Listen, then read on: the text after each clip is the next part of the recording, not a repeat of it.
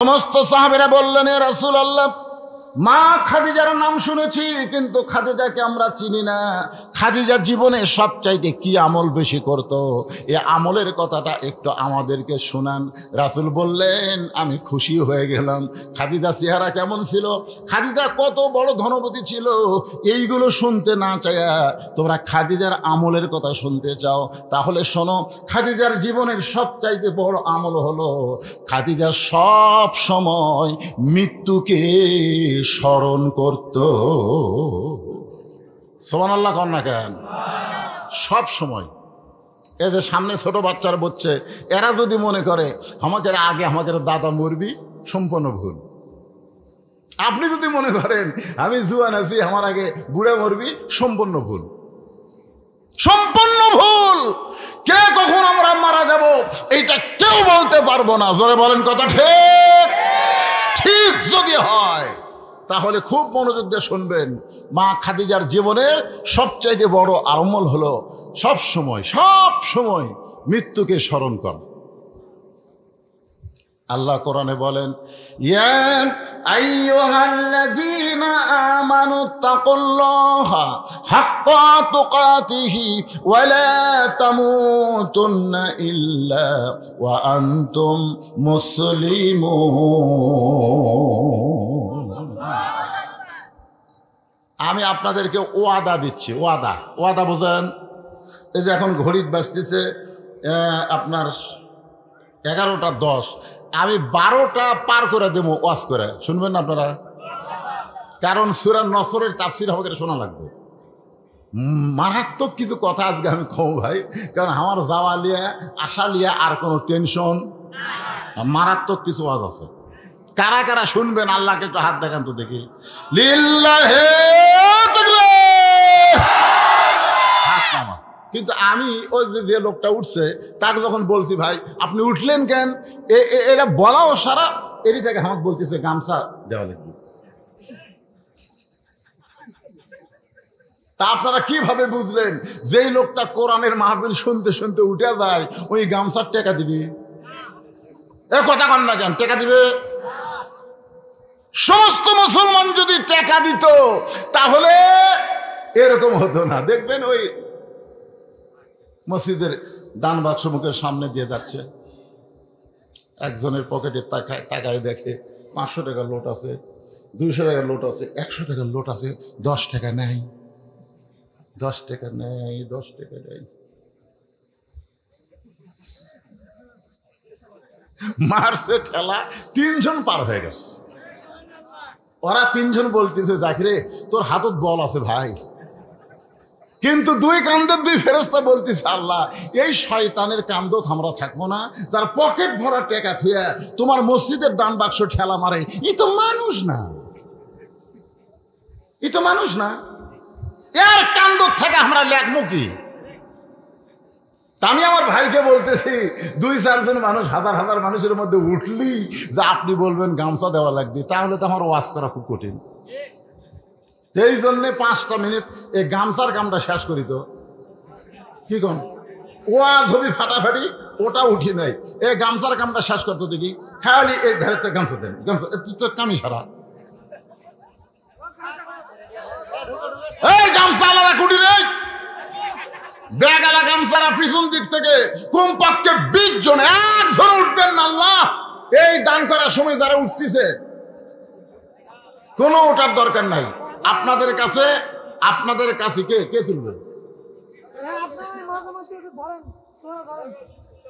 আপনারাই, আপনার লোক নাই আর থাকবে কোথা থেকে? মহিলা মাদ্রাসা, মারাত্মক কথা। মহিলা মাদ্রাসায় তো মহিলা প্যান্ডেলে আমার মা বোনদের কাছে মেয়েরা তুলবে, কিন্তু আপনাদের কাছে ওই যে মুরব্বী পাঞ্জাবি, ওটা হলো সবচাইতে ভালো তোলা। দেখেন এভাবে পাঞ্জাবি ধরা তোলা হলো 1 নম্বর তোলা। আর এই যে গামছা ধরা তোলা কার পায়ের উপর দিয়ে পাও দিবি আল্লাহ ভালো জানে। হ্যাঁ দেন সবাই দেন 5 মিনিটের মধ্যে যাওয়া শেষ করেন। আর যেন বলে না যে হুজুর গামছা দেন। এই গামছা দেওয়া শেষ করে আমি একটু প্রাণ ভরে আলোচনা করব। এলাকার ভিতরে আজকের মাহফিল প্রথম মাহফিল না, যেরকম প্রথম কিনা? হ্যাঁ মাশাআল্লাহ। এই জন্যে একটু প্রাণ ভরা। বৃষ্টি তো হচ্ছে না, বৃষ্টি হচ্ছে আমি তখন বগুড়া থেকে বের হই, বৃষ্টি শুরু হলো। আমি জিজ্ঞাসা করলাম, কয় না হুজুর আমাদের এলাকার বৃষ্টি নাই। আমি তখনই বিশ্বাস করেছি দামনাসের মাহফিলকে আল্লাহ কবুল করছে। আল্লাহুম্মা আমিন। হ্যাঁ, এই জন্য সবাই 5,000 10,000 লোক আছে এই ভিতরে।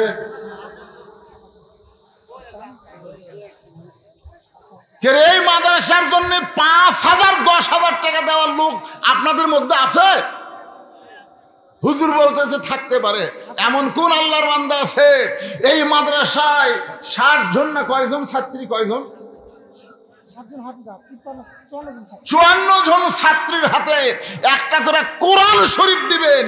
এক কোরআন শরীফ মাত্র 500 টাকা। আপনি 500 টাকা দিবেন, আল্লাহর রাস্তায় একটা কোরআন শরীফ দেওয়ার সওয়াব আল্লাহ আপনার বাপ মার আমলনামায় দিয়ে দিবে। আল্লাহ জিয়াউল আল্লাহ তোমার একজন বান্দা 1000 টাকা নগদে করছে দান, আল্লাহ তার দানকে কবুল করে জান্নাত ঘরের মালিক বানায় দেন। আপনাদের মধ্যে গামছার আদায় শেষ হলেই আমার আদায় শেষ, তারপরে আবার একটানা আলোচনা করব। আসেন কোনো ভাই 500 টাকা দিবেন, একটা কোরআন শরীফ। জীবনে বহু টাকা বহু জায়গায় খরচ করছেন, আজকে মহিলা মাদ্রাসায় একটা কোরআন শরীফ সবচাইতে বড় দান, মাত্র 500 টাকা দেন, একটা কোরআন দানের সওয়াব আল্লাহ দান করে দিবে। কে রে, এলা কোন দেশের লোক রে? ওঠে না কে দু একজন? কে বাবা নাই পকড় নাই বাজান, দেন দেন একটা কোরআন শরীফ দিবেন, কি আছে বাজান? নবীর মাদ্রাসা একটা কোরআন শরীফ দান করবে। আল্লাহ তোমার 2 জন বান্দা হাত তুলেছে, পিছন থেকে শত শত আল্লাহর বান্দার আছে। আর একজন আল্লাহর বান্দা, কি নাম? বর্তমান না কে মেম্বার বাতিল হচ্ছে এখন না আছে? মানে পাইকারি হারে সব বাতিল করে দিচ্ছে তো, কিন্তু মেম্বার চেয়ারম্যান এখনো বাতিল হয়নি। তো আমার মেম্বার সাহেব ভাই 2টা কোরআন বাবদ 1000 টাকা করছে দান, আল্লাহ দানকে কবুল করেন। 2 জনের, এই যে 2 জন, হ্যাঁ তোমরাই তো 2 জন হাত তুলছিলা, 2 জন 2টা কোরআন বাবদ 500 1000 টাকা দান করেছে, আল্লাহ দানকে কবুল করেন। আর একজন কোরআন বাবদ 500 টাকা দান করছে, আর একজন কোরআন শরীফ বাবদ 500 টাকা দান করছে, আল্লাহ দানকে কবুল করেন, আল্লাহ নেক নিয়ত টাকা পুরা করেন। এদিকে আমার টাকা ঠিক বাড়ে এলে কে দিল রে এত টাকা? আচ্ছা থাক, স্লিপ থন, স্লিপে অনেকগুলো টাকা হয়েছে। কোন ভাইয়েরা কোন নিয়তে দিল? ধান দিল, চাল দিল, টাকা পয়সা সে যা দিবে, আল্লাহ সব দানকে আল্লাহর দরবারে কবুল করে। জোরে বলেন আমিন। সাহাবীরা বললেন, ইয়া রাসূলুল্লাহ, আমরা মা খাদিজার নাম শুনেছি, কিন্তু খাদিজাকে আমরা চিনি না। মা খাদিজা যখন দুনিয়া থেকে বিদায় নিছে, তখন নবীর সাহাবী সংখ্যা ছিল মাত্র 300 জন। জোরে কোন কয়জন? কথা বলা লাগবে, কয়জন? আর মক্কা বিজয়ের দিনে কতজন? তাহলে বোঝা গেল 300 মাইনাস করলে 9700 জন তারা খাদিজার খালি নাম শুনেছে, কিন্তু খাদিজা সম্পর্কে তাদের জানা নাই। এই ফাঁকে একজন কোরআন শরীফ বাবদ 1000 টাকা দান করছে, আল্লাহ তার দানকে কবুল করেন। ভাইজান যাই যেটা আদায় করতেছেন আপনারা সেটা আবার টেজত দিবেন ভাই, সাইডে দেন না ভাই। ভাই রে, হ্যাঁ কতগুলো হিরোইন কর গাঁজা করা আছে, টাকা তুলেলে আর এক সাইডে চলে যায় না?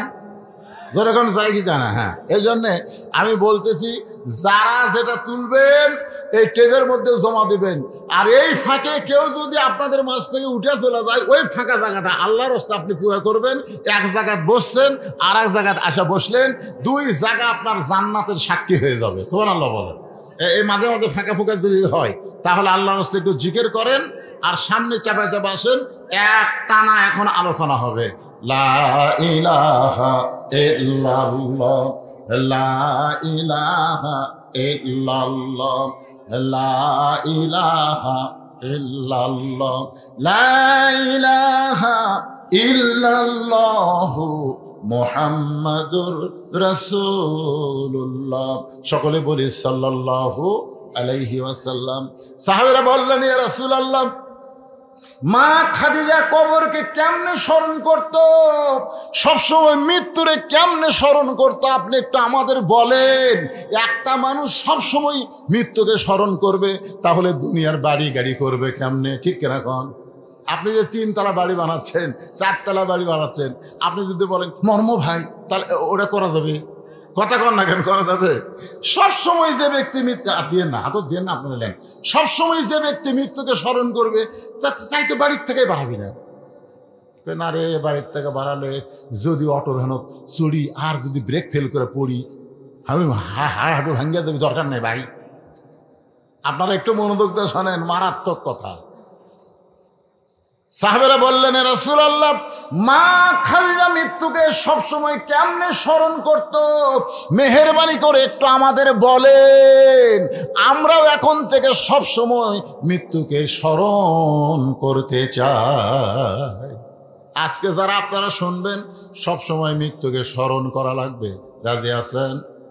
রাসূল বললেন, সাহাবীরা শোনো, একদিন গভীর রাত্রে আমি নবী ঘুম থেকে চেতন পাইছি। রাসূল বলতেছে, গভীর রাত্রে ঘুম থেকে চেতন পাইছি। চেতন পাওয়ার কারণ হলো খাদিজা আমার হাতটা তার বুকের উপরে নিয়ে ফোপায়া ফোপায়া কাঁদতেছে। কোরআনের দাবি না, দাবি লয়। কে দিল? আচ্ছা ঠিক আছে, এখন যেগুলো আনবেন না এগুলো সাইডে মারেন। আবার সাইজ মতো কোনো সময় যদি আদায় করা যায় করবো নি ভাই। গামছা আদায় হচ্ছে, আপনি তার কোনো চিন্তা নেই। একটা লোক ওটা থেকে গামছা দেন। হ্যাঁ রে, খুবই কষ্ট ভাই রে। প্রাইমারির 3 তলা 4 তলা 5 তলা জালেম সরকার বানায় দেয়, আর হাফিজি মাদ্রাসার জন্য 1 টাকাও সরকারের পকেটে নাই। জোরে কোন কথা ঠিক? আল্লাহর কোরআন দিয়ে যখন বাংলাদেশ চলবে, সমস্ত প্রাইমারি ভেঙ্গে ওই জায়গায় কোরআনের শিক্ষা দেওয়া হবে। জোরে কোন কথা ঠিক না? ওইগুলা হচ্ছে অপশনাল সাবজেক্ট, বাংলা, ইংরেজি, অঙ্ক, বিজ্ঞান, ভূগোল পড়ো পড়ো, কিন্তু ইকরা বিইসমি রাব্বিকাল্লাযী খালাক, যে আল্লাহ তোমাকে সৃষ্টি করেছেন সে আল্লাহর নামে কোরআন পড়া হলো ফরজ। জোরে বলেন কথা ঠিক কিনা? আজকে যেখানে কোরআন শিক্ষা দেওয়া হয় সেইখানের কোনো কিছু নাই, ছায়া চিন্তা ভিক্ষা করে চলার লাগে ভাই। একটা লোক উঠছে আর হুজুরের চিন্তা গামছা দেন, এমনি এমনি। এই তোমাকে আবার কি হলো? আচ্ছা ঠিক আছে, মেয়ে মানুষ দেখতেছে, আচ্ছা দেখুক।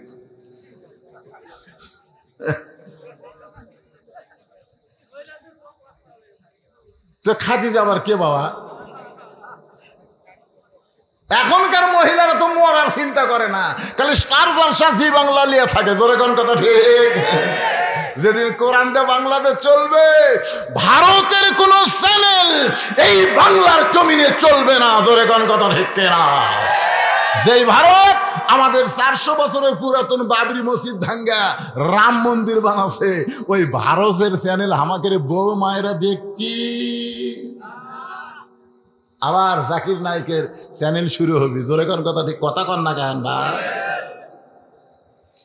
আল্লাহর বান্দারা শোনেন, গভীর রাত্রে নবী ঘুম থেকে চেতন পায়, বলে, খাদিজা, দুনিয়ার সবাই ঘুম পাড়ে, আমি নবী ঘুম পাড়ি, আর আপনি এমন করে কেন কাঁদতেছেন? খাদিজা বলে, নবী গো, আপনি না ঘুমাইলে আমি খাদিজা কোনোদিন ঘুমাই না। সুবহানাল্লাহ কবেন না? হুজুর, আপনি না ঘুমাইলে আমি খাদিজা কোনোদিন ঘুমাই না। আপনি যখন ঘুমায় গেছেন, এমন সময় আমি খাদিজা একটা দোয়া পড়তেছি। মুসলমান যারা হবে তারা ঘুমের আগে একটা দোয়া পড়া লাগবে। আপনারা কি দোয়াটা পড়েন? এই ছেলেরা, মোবাইল আলারা, তোমরা কখন পড়ো?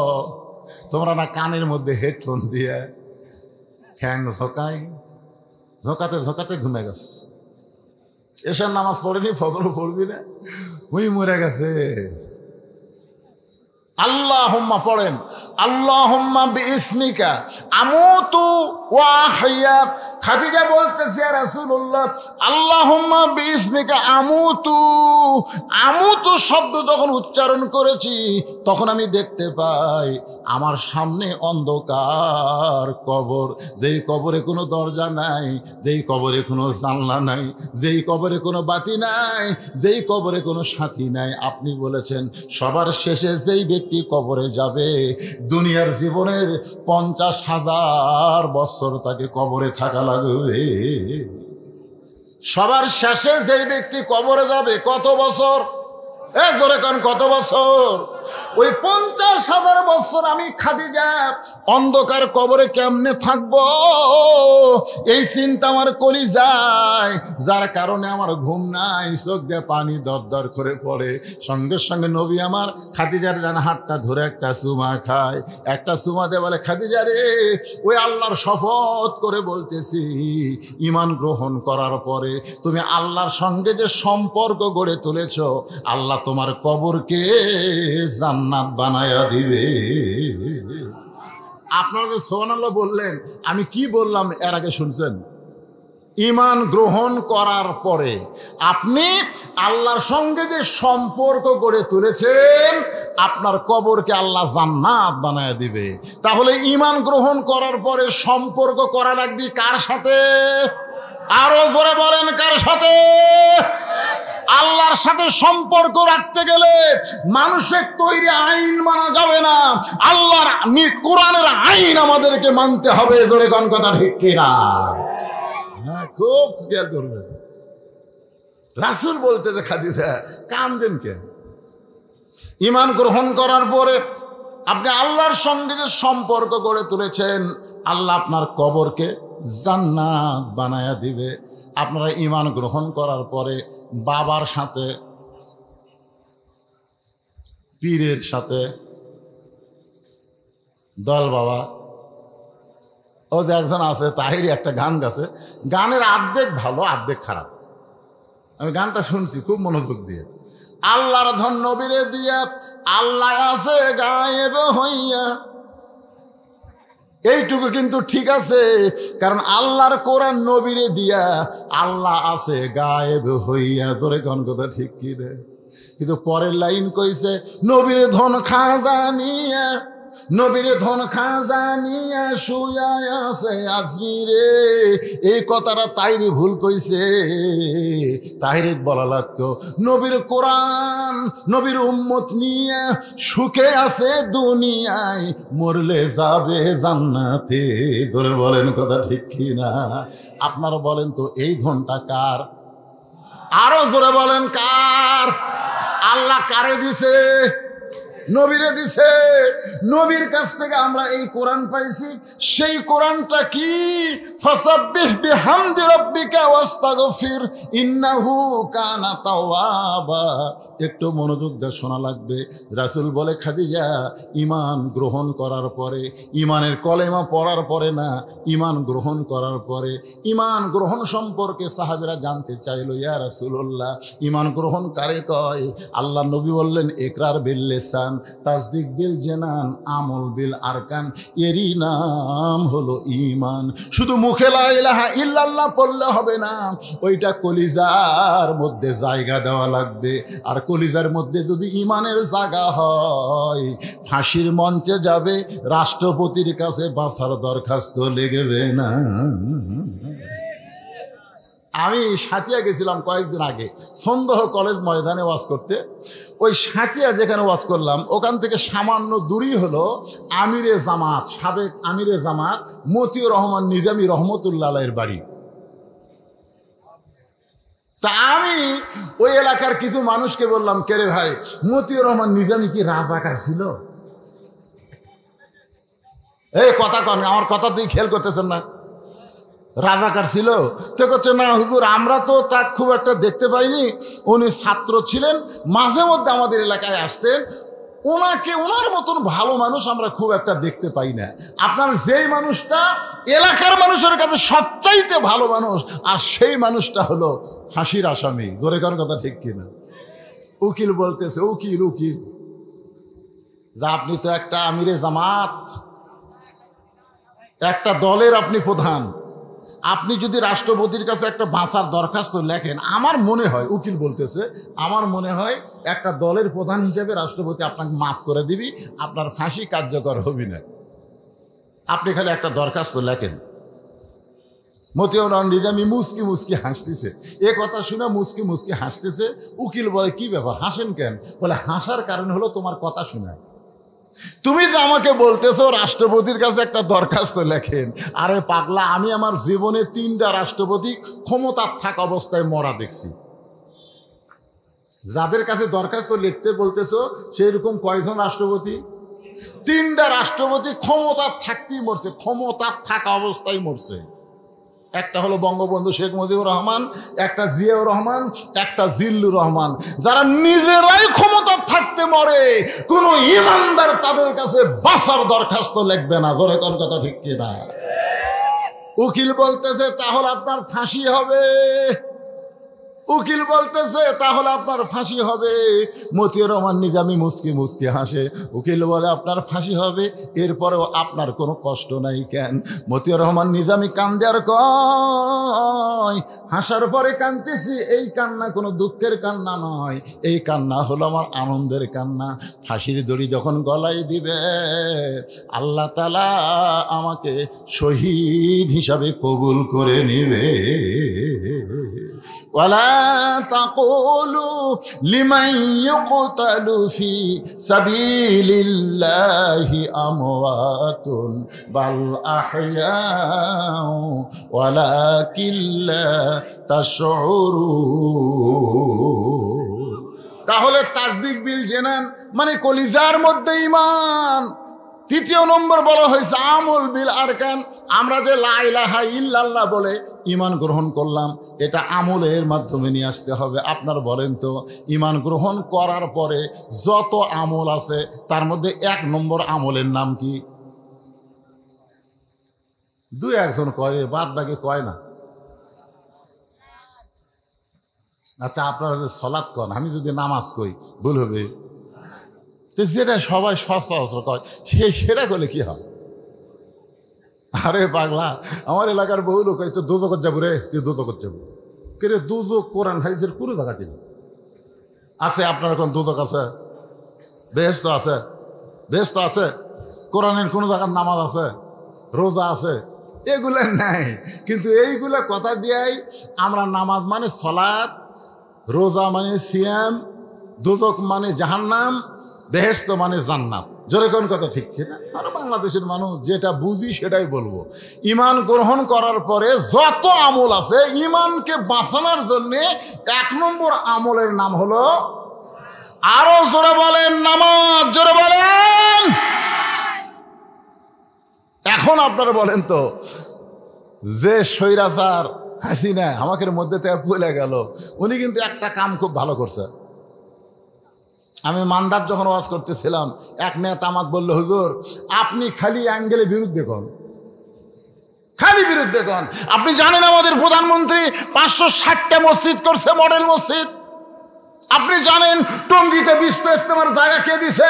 আপনি জানেন ইসলামী ফাউন্ডেশন কে করছে? আমি কই ওরে বাবা রে, আমি কইলাম টঙ্গীর জায়গা কি তোর বাপের? আপনারা বলেন তো, বিশ্ব ইজতেমা যেখানে হয় টঙ্গী, ওটা কি বঙ্গবন্ধু শেখ মুজিবুর রহমানের বাপের? বাপের? এই যে 560টা মসজিদ বেনে দিল, এটা কি হাসিনার বাপের টাকা? সৌদি আরব 8,000 কোটি টাকা দান করছিল। কয় হাজার? 8,000 কোটি টাকা দান করছে। অর্ধেক মারিয়া শালারা, অর্ধেক মারিয়া, আর অর্ধেক টাকা দেয়। এখনো পর্যন্ত সব মসজিদ কমপ্লিট হয়নি।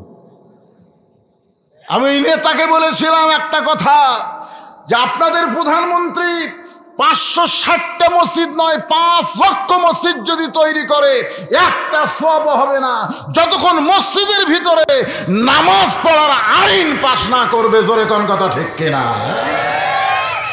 এই যে আপনারা কষ্ট করে ঘরের মধ্যে শুনতেছেন, ফজরের নামাজ পড়বেন না, কি হবে? কি? মান তারাকা সালাতু মুতাম্মিদান ফাকাত কাফারা। ইচ্ছা করে ফজরের নামাজ যারা বাদ দিয়ে ঘুম পারলো, তারা কাফের হয়ে গেল। এখানে আল্লাহর অনেক বান্দার আছে, কারা কারা এশার নামাজ পড়েন নাই? না, হাত তুলবার বলতেছি না। এই ইউটিউব যারা চালাচ্ছে, এর মধ্যে অনেকে হয়তো, আপনারা কি মনে করতেছেন ইউটিউব এরা বক্তার ওয়াজ? তা আমার আগে যে বক্তা ওয়াজ করলো, তার ওয়াজ কিন্তু ওরা রেকর্ড করেনি। করছে? কেন করেনি?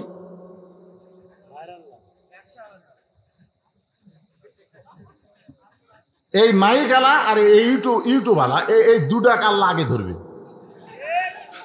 খেরে তুই কোরআনের মাহফিলে এত মাইক দেশ, তুই নামাজ পড়িস, আর তোরা বক্তার এত অস্তলিস রে, হায় হায় আমির হামজা আজহারি যাই যখন, ওরে বাবারে নামাজ নাই। ফাসাব্বিহ বিহামদি রাব্বিকা ওয়াস্তাগফির, ইস্তিগফার করেন।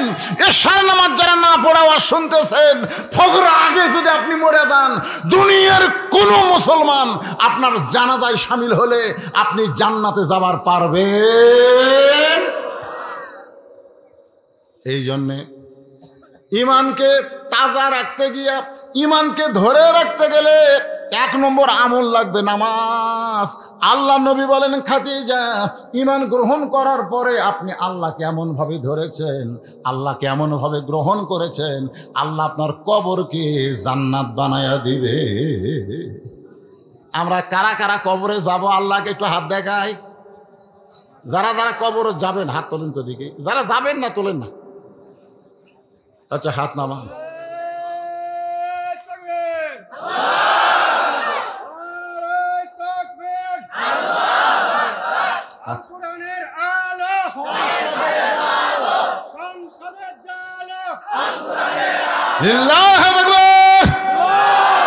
এই দেখেন আপনার সবাই হাত তুলছেন, কবরে যাবেন, যাবেন না? এই একটা গান করি তো দেখেন তো, কিন্তু বুঝবার পার নাকি। মনের ঘরে তালা দিয়া চাবি নিয়া আসেন, আমি অধম সাধ্য কি তার হুকুম ছাড়া বাইরে যাই, হুকুম ছাড়া বাইরে যাই। আমার 2 কান্দে 2 মোহরি, লিখিতেছেন ডায়েরি, দলিল দেখে রায় দিবে, টাকা পয়সার নাই কারবার, আমি পাপী তিনি জাবিন্দার। সবাই বলেন আছেন আমার মুক্তার, বলেন আছেন আমার মুক্তার, আছেন আমার ব্যারিস্টার। শেষ বিচারের হাইকোর্টেতে কোন বিচার, এ ধরে কোন বিচার? শেষ বিচার বোঝেন? হ্যাঁ, এখনকার বিচার। সেদিন আমাকে বলতে হুজুর, এই সাবের হোসেন ধরা পড়লো, সাবের হোসেন, আওয়ামী লীগের সাবের হোসেনের নাম শোনেননি? এই ধরা পড়লো, আবার জামিন হলো কেন? আমি কইলাম কে রে, ডক্টর ইউনূস যেভাবে বিচারকে সংস্কার করার নিয়ত করলো, যিনি আর্মির প্রধান ছিল তিনি বললেন আমার হেফাজতে 600 কয়েকজন আছে। আস্তে দেখা গেল এরা কুটি গেল রে। এ হাসান মাহমুদ ধরা পড়লো, পরে শুনতেছি অমুক জায়গায় ঘুরতেছে। তার মানে বোঝা গেল বাংলাদেশের বিচার এটা বিচার না, এটা হলো বিচারের নামে প্রহসন। জোরে কোন কথা, ঠিক কথা কন না কেন? সেই বিচার বুঝতে হবে। আল্লাহ কোরআনে বলেন, আলাইসাল্লাহু বিআহকামিল হাকিমিন। সেই বিচারে যদি আপনি ধরা না খাবার চান, তাহলে আল্লাহর কোরআনের একটু সামান্য ইঙ্গিত আপনাদেরকে দেখায়, একটু দেখা যান। বাংলাদেশের মতন 96টা দেশের একজন কোরআনের খাদেম, কোরআনের খলিফা, জোরে কোন সুবহানাল্লাহ। বাংলাদেশের মতন কয়টা? জোরে কোন কয়টা? 96টা দেশের কোরআনের খলিফা। হযরত ওমর মেম্বরে দাঁড়ায় যখন বক্তব্য দেন, এমন সময় মাঝখান থেকে একজন দাঁড়িয়ে বলতেছে, আমিরুল মুমিনিন আপনার বক্তব্য আমরা শুনবো না। ওমর ফারুক চমকে গিয়ে বলতেছে, ভাই আমার অপরাধ কি, আমার দোষ কি, কি কারণে আমার বক্তব্য শুনবা না? বলে, হুজুর আমাদেরকে খাটো পাঞ্জাবি দিয়ে আপনি লম্বা জুব্বা পরে খুতবা দিচ্ছেন। হুজুর আপনি খাটো পাঞ্জাবি দিলেন আমাদেরকে, আর আপনি লম্বা জুব্বা পরে খুতবা দিচ্ছেন। যতক্ষণ আপনার লম্বা জুব্বার কাহিনী না বলবেন, ততক্ষণ আপনার খুতবা আমরা শুনবো না। ওমর ফারুক সঙ্গে সঙ্গে খুতবা বন্ধ করে দিলেন। বাংলাদেশের হাজার হাজার কোটি টাকা বিদেশে পাচার হয়ে গেছে, এই নেতারা আবার বাহিরে পালায় গেছে। জোরে বলেন কথা ঠিক? কারণ মানুষের তৈরি আইন দিয়ে যখন দেশ চলবে তখন এরকম অন্যায়কারীকে ছেড়ে দেওয়া হবে। আর আল্লাহর কোরআন দিয়ে রাষ্ট্র চলতেছে, জুব্বা লম্বা হচ্ছে, আর একজন সাহাবী দাঁড়ায় লোকমা দিছে, আমাকেও খাটো দিয়া আপনি লম্বা জুব্বা কোথায় পেলেন? এই লম্বা জুব্বার কাহিনী যতক্ষণ না বলবেন ততক্ষণ আপনার খুতবা আমরা শুনবো না। এমন সময় আব্দুল্লাহ ইবনে ওমর ফারুকের ছেলে বাবার পাশে দাঁড়ায় চোখের পানি বের করে বলে, রে নবীর সাহাবীরা, তোমরা তো খাটো পাঞ্জাবি হলেও নতুন কাপড় পরে নামাজ পড়তে আইছো, আমার পরনের দিকে তাকায় দেখো, আমার পরনে নতুন কোনো কাপড় নাই। ওসমান গনি বলে, আব্দুল্লাহ, আজকে জুমার দিনে সবাই নতুন কাপড় পরলো, আর তুমি পুরাতন কাপড় পরে কেন জুমার নামাজ পড়তে আসলে? আব্দুল্লাহ বলতেছে, রে নবীর সাহাবীরা, শোনো, তোমরা আরামে সারা রাত ঘুম পাড়ো, আর আমার বাবা যেদিন থেকে নেতা হসে, খলিফা হইছে, সেদিন থেকে আমার বাবার আরামের ঘুম নাই। একদিন গভীর রাত্রে আমি আব্দুল্লাহ ঘুম থেকে চেতন পায়ে দেখি আমার মা দরজায় দাঁড়িয়ে আছে। আমি আব্দুল্লাহ মাকে গিয়ে বললাম, মা, এই গভীর রাত্রে আপনি দরজায় দাঁড়ায় আছেন, আপনি কি ঘুমাবেন না?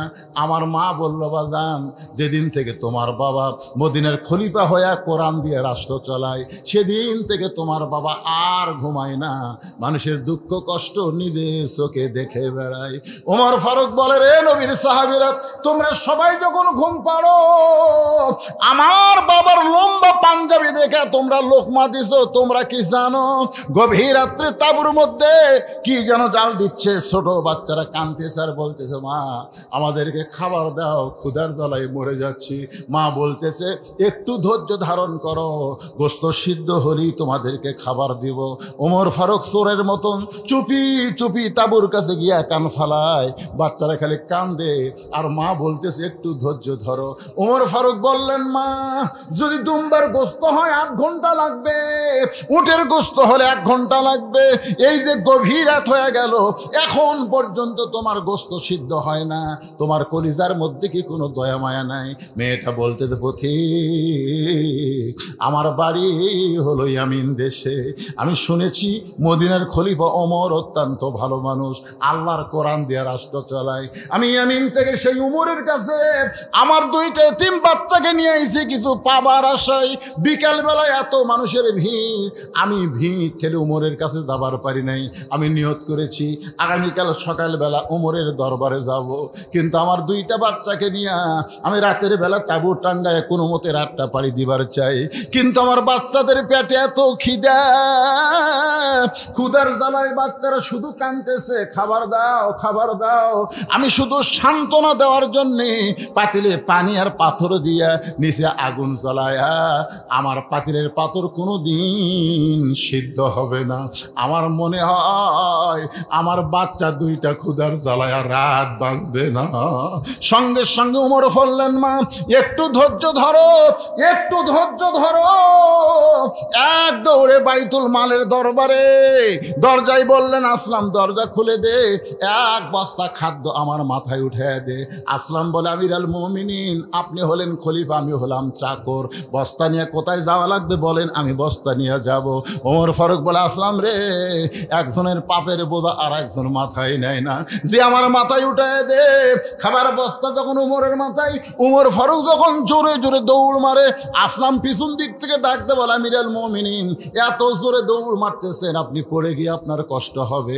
উমর কান্দার বলে, আসলাম রে, সময় মতো যদি জায়গা মতো যাবার না পারি, জাহান্নামের আগুন দিয়া আল্লাহ ওমরকে পুড়বে। এত জোরে গিয়া ডাক দিলেন, মা, রুটি আর হালুয়া তৈরি করো, রুটি হালুয়া তৈরি করো।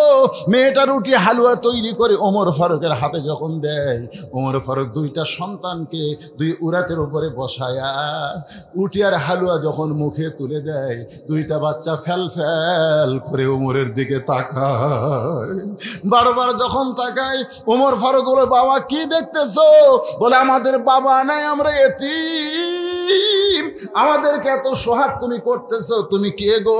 আল্লাহ যেন তোমার ভালো করে। সঙ্গে সঙ্গে ওমর ফারুক বলে, আল্লাহ এ অধমকে জাহান্নামের আগুন থেকে তুমি বাঁচায় দাও। মেয়েটা বলে, পথিক রে, রে গভীর রাতের পথিক, আমি শুনেছি মানুষ ভালো হয়, কিন্তু মানুষ যে এত ভালো হয় জীবনে কোনোদিন দেখি নাই। রে পথিক, জাহান্নামের আগুন থেকে তুমি কেন কাঁদতেছো?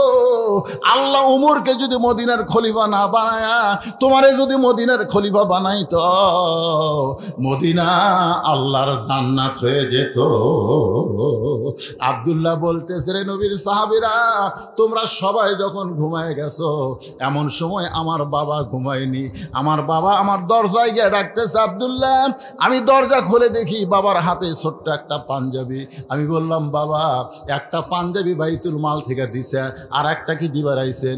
ওমর ফারুক সঙ্গে সঙ্গে এই কোরআন থেকে তেলাওয়াত করলেন, ইন্নাল্লাহা ইয়ামুরুকুম আন তুআদ্দুল আমানাতি ইলা আহলিহা ওয়া ইযা হাকামতুম বাইনান নাস আন তাহকুমু বিল আদল। জোরে বলেন সুবহানাল্লাহ।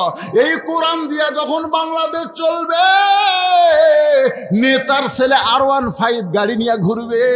একটা চেয়ারম্যানের বেটা আগে ভ্যানত চড়ে বেড়াতো, চেয়ারম্যান হওয়ার পরে R15 নিয়ে ঘুরতেছে। তোর এখন কথা ঠিক কি না? হে আব্দুল্লাহ, কি বাইতুল মাল থেকে তোর একটা পাঞ্জাবি দেয়নি? কয় দিছে। আবার আপনি যে গভীর রাত্রে একটা নিয়ে আইছেন, আমি মনে করছি আর একটা দিবার যাচ্ছেন। ওমর ফারুক কোরআন থেকে তেলাওয়াত করে বুঝাইলেন, কোরআন দিয়ে যখন রাষ্ট্র চলবে, আমি ওয়াজ করতে বলি না যে 6 বছর আম গাছের চাষ করছে, আমের বাগানে জ্যৈষ্ঠ মাসে দেখতে গেছে আম পাকছে কিনা। গিয়ে দেখে ছোট্ট একটা বাচ্চা গাছের ডালে বসে আম পাড়তিছে আর ব্যাগের মধ্যে তুলতিছে। বাগানের মালিক বলে, আমি খাইনি, আমার পরিবারের কেউ খাইনি, আর তুই আমার গাছে তোর আম পাড়তেছিস? তোর বাপকে যা বিচার দেবো রে, এই তোর বাপকে যা বিচার দেবো। ছেলে খালি মুসকি মুসকি হাসে। বাগানের মালিক বলে, হাসিস কেন? বলে, হাসার কারণ হলো আমার বাবা কোথায় খুঁজবার যাবেন, আমার বাবা আর এক গাছে চড়ছে। বাগানের মালিক তাকে দেখে ওর বাপ খালি আম পাড়ে আর বস্তা ভরায়, নিচে বসে কান্দারকে আল্লাহ বিচার দিব কার কাছে? বেটাও চোর, বাপও চোর। আমাদের বাংলাদেশের অবস্থা হয়েছিল তাই, বিচার দেওয়ার কোনো জায়গা নাই। জোরে বলেন কথা ঠিক কিনা? সব চালাই চোর, বিচার দিবের কার কাছে? আমার এলাকার পুলিশ খালি খোঁজে, বল রশিদের বাড়ি কোনটা? এক চোরক কষে, আমার এলাকার এক চোরক কষে, বোঝ রশিদের বাড়ি। চোর কয় করে, আমি চোর, আমার বাদ দিয়ে পুলিশ হুজুর খুঁজতেছে, ব্যাপার কি? হাসতেছেন, চোরে আমার সাথে গল্প করছে, হুজুর আমি হলাম চোর, আর পুলিশ আমাকে বলতেছে বোঝ রশিদের বাড়ি কোনটা? হ্যাঁ মাথা হাত হাই রে, চোর ধরবে, পুলিশ আমাক না ধরে হুজুর খুঁজতেছে। এটা কোন দেশ রে? কোন দেশ? যেই দেশে লুচ্চাগুলা সব ঘুরে বেড়ায় আর ধর্ষণের অপরাধে শাইখুল হাদিস আল্লামা মামুনুল হককে জেলখানায় ঢুকায়। করে কোন কথা ঠিক কিনা? কোন দেশ? এই যে আমার দেশ পত্রিকার সম্পাদক মাহমুদুর রহমান কি কইছে? 7টা দাবি করছে, 7টা দাবি। তার মধ্যে 1 নম্বর দাবি হলো আওয়ামী লীগ আর ছাত্রলীগকে চিরদিনের জন্য নিষিদ্ধ করা লাগবে। জোরে কোন কথা ঠিক কিনা? এরা মানুষ না, এরা মানুষ না। চিন্তা করছেন? হায় হায় হায়, কান্দার কই রে, বিচার দিমু কার কাছে রে? বেটাও চোর, বাপও চোর। ওমর ফারুকের সন্তান বলে, বাবা তাহলে ঘুম না পাইলাই গভীর রাত্রে পাঞ্জাবি নিয়ে কেন আইছেন? ওমর ফারুক বলে, বেটা আব্দুল্লাহ, এই পাঞ্জাবি পরেছিলাম বেটা, এত খাটো, এই খাটো পাঞ্জাবি পরে আগামীকাল খুতবা কেমনে দিব? কারণ মুসল্লির পাঞ্জাবি খাটো হলে কোনো সমস্যা নাই, ইমামের পাঞ্জাবি একটু লম্বা হওয়া দরকার। আপনাকে এলাকার খবর কি?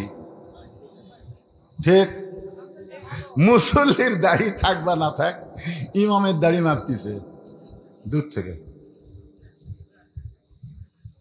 মানে এটি থেকে মুঠ পেকে ইমামের দাড়ি মুঠ পর্যন্ত হয় কিনা সে মাপে দেখে যে সামান্য না কম আছে এইটুকু। বাইরে এসে বলতেছে নামাজ হবি না, ফাঁসেকের পাশে নামাজ হবি না,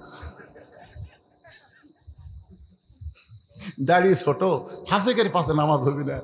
একজন সাহস করে বলতেছে ভাই তোর মুখর তো দাড়ি নেই। আরে পাগলা, আমি মুসল্লি লয়, আমার দাড়ির কি দরকার রে, ইমামের দাড়ি লাগবে। আপনি জানেন এই কোরআন দিয়ে যখন বাংলাদেশ চলবে তখন প্রত্যেকটা নেতারাই মসজিদের ইমামতি করার যোগ্যতা অর্জন করা লাগবে। কোন কথা ঠিক? কারণ ইমামের লোকমা আছে, এমপির লোকমা নাই। ইমাম খালি আসরের নামাজে 4 রাকাতে 3 রাকাতে বসুক তো দেখি, যত বড় দাওরা হোক আর হাফেজ হোক, বসছে সাথে সাথে এক ভ্যান এলাকায় আল্লাহু আকবার। ইমাম গাই খেরে তুই ভ্যান চলে খাস। আমি হুজুর একদিন 4 রাকাত পড়াছি, আজ 3 রাকাতে স্বৈরাচারী হয়ে বসে থাকবো, দেখি কি হয়। মানে স্বৈরাচার বুঝলেন, দিনের ভোট রাতত নিবি, আর সকালে এসে চা খাবি আর গল্প করবি। তুই কয়টা? আমি 200টা মারছি রে। তুই কয়টা? আমি 100টা মারছি রে। কিন্তু কেউ দেখেনি। আরে পাগলা, রাত্রেবেলা দরজা বন্ধ করে মোমবাতি নিয়ে মারছি, দেখবি রে। 2 কান্দে 2 ফেরেশতা, আল্লাহ কি করবো, এই শালারা যে করছে দেখবি কি। তা আমরা কি ঘুম পাচ্ছি? আপনারা কি মনে করছেন ফেরেশতা ঘুম পাচ্ছে? আল্লাহ ঘুমাতেছিল। তুই যে একলাই 10টা সিল মারলি, এক বাপের সন্তান 1টা সিল মারে, আর যার বাপের হিসাব নেই সেই জাউরেরা বেশি সিল মারে। জোরে কোন কথা ঠিক কিনা? যার বাপের হিসাব নেই। কয় বাপ, কয় সিল মারিস রে? তুই কয় বাপের সিল মারিস রে? এক মুরব্বী আছে ভোট দিবে, কয় দাদা আপনি বুড়া মানুষ, আমরা জানি কষ্ট হবে, আপনি আমরা মারছি। তোর বুড়া বলতেছে ভাই আমি কোন মার্কার দিবার চাচ্ছ, তোরা যে কোনটা মারলো, মারছি চাষা কি। তো চাষা যখন যাচ্ছে কয় চাষা চাষির দান পাঠান না, চাষির দাও মারছি। চাষা খানদের কয় 6 বছর আগে তোর চাষি মরছে, এখন মরা মানুষের হচ্ছে, চাষা মরা মানুষের হচ্ছে। 11টার সময় আউয়াল কমিশন 11টার সময় কয় 18%। তারপরে ঘুমোর থেকে উঠে কয় 28%, কিছুক্ষণ পরে কয় 40%। হায় কি ঘুম ধরছে?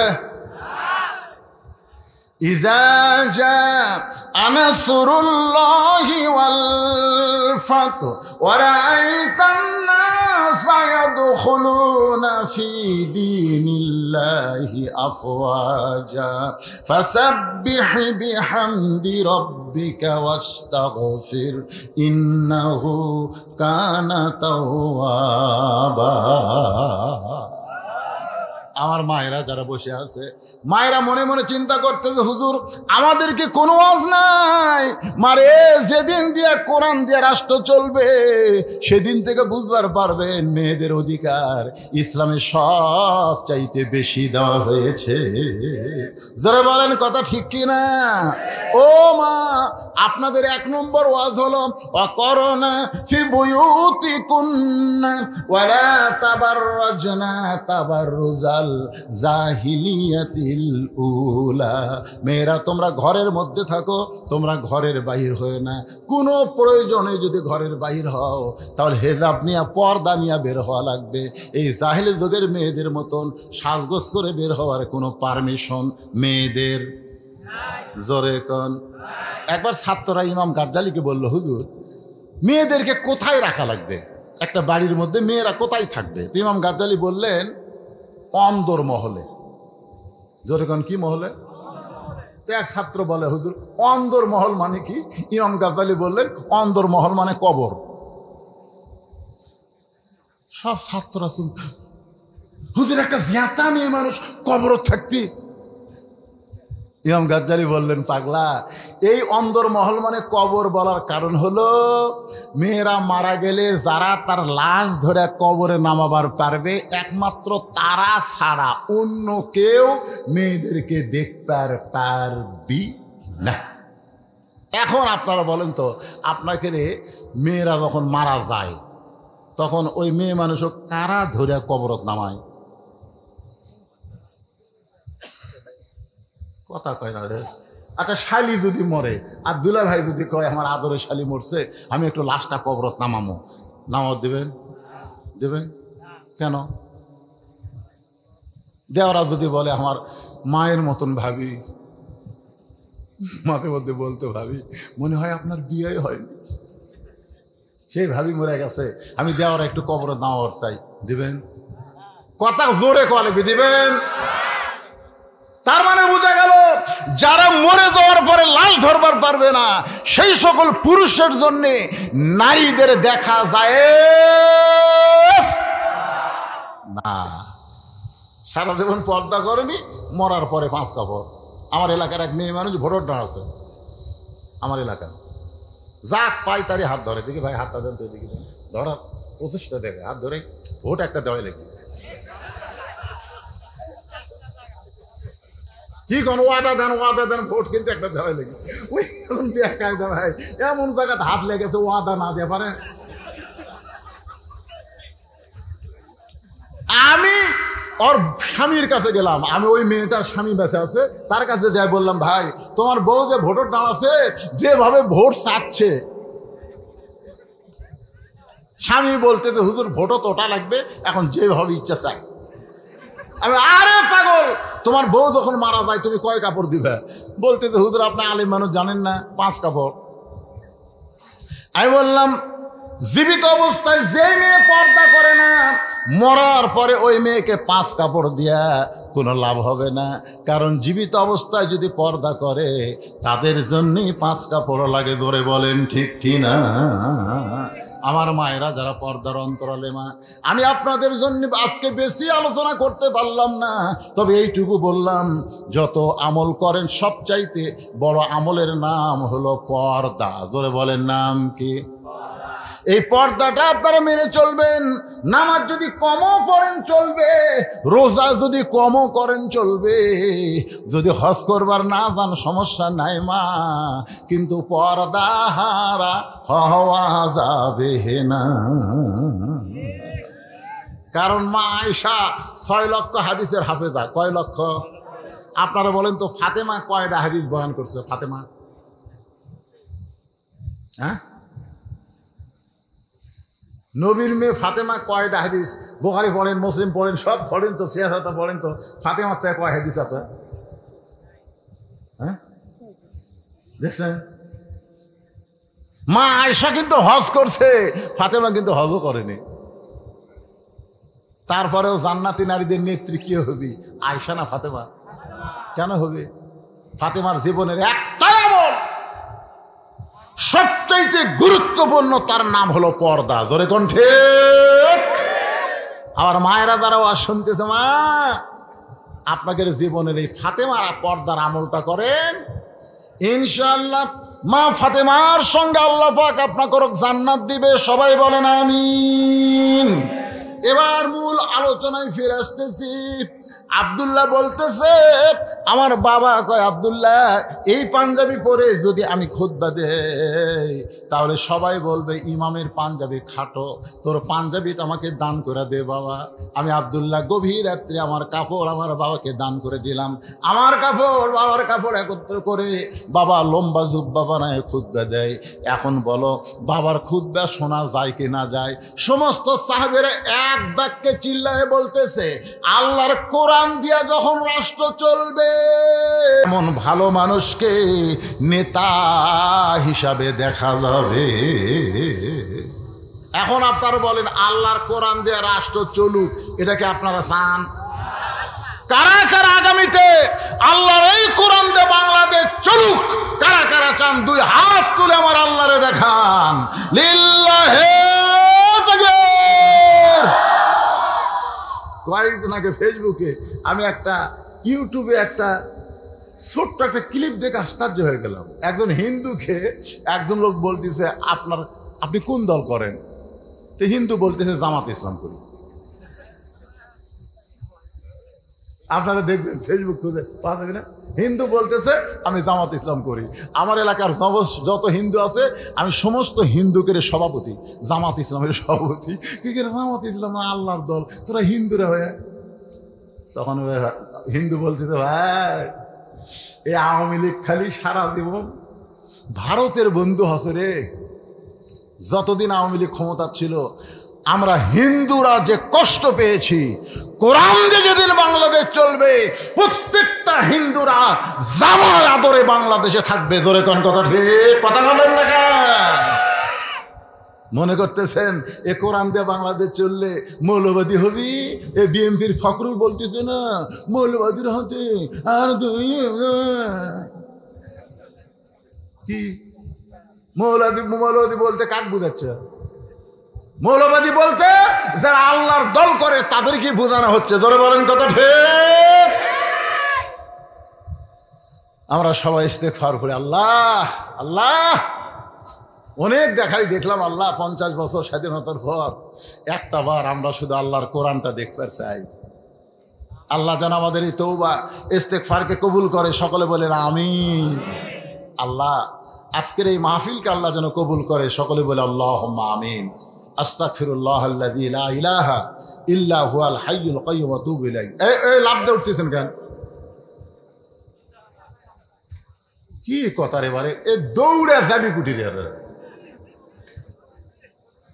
মুরব্বী লয়তো হলা সোনামণি। জানলার কথা কয়টা করছিলেন? 4টা জানলা। কি থাই জানলা? এই নবীর এতিম মাদ্রাসার জন্য 4টা জানলা লাগবে। যাদের বাপ মা কবরের কাছে একটা জানলা দেন, আল্লাহ যেন জান্নাত থেকে একটা জানলা আপনার বাপ মার কবরে খুলে দেয়। এমন কোন আল্লাহর পাগল আছে এই মাদ্রাসাতে একটা জানলা দিবে? এরকম এমন কোন পাগল আছেন আপনারা? এই মাদ্রাসা কমিটির সভাপতি কে? সভাপতি নাই, প্রধান অতিথি ঠিক আছে। কয় টাকা? আচ্ছা 7,000 সভাপতি 7,000। ঠিক আছে, আপনারা সকলে মনোজাত করেন না? যারা যারা করেন একটু আমার সঙ্গে হাত তোলেন। আল্লাহুম্মা আমিন। এই আল্লাহ যারা কষ্ট করে মেহনত করে আজকের এই মাহফিল করেছে আল্লাহ, আল্লাহ এই মাদ্রাসায় মহব্বত করে নগদে বাকিতে যারা দান করেছে আল্লাহ সকলের দানকে কবুল করো। একটা দোয়া আপনারা করেন, রব্বির হামহুমা কামা রব্বায়ানি সগীরা। আল্লাহ আমাদের বাপ মা যাদের কবরের কাছে কবরকে মাফ করে দাও। আল্লাহ এই মাদ্রাসাকে কবুল করো।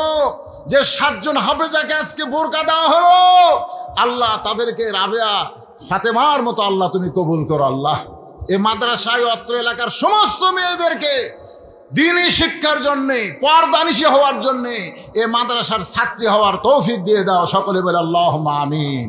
সুবহান রাব্বিকা রাব্বিল ইজ্জাতি আম্মা ইয়াসিফুন ওয়া সালামুন আলাল মুরসালিন ওয়ালহামদুলিল্লাহি রাব্বিল আলামিন। আসসালামু আলাইকুম ওয়া রাহমাতুল্লাহি ওয়া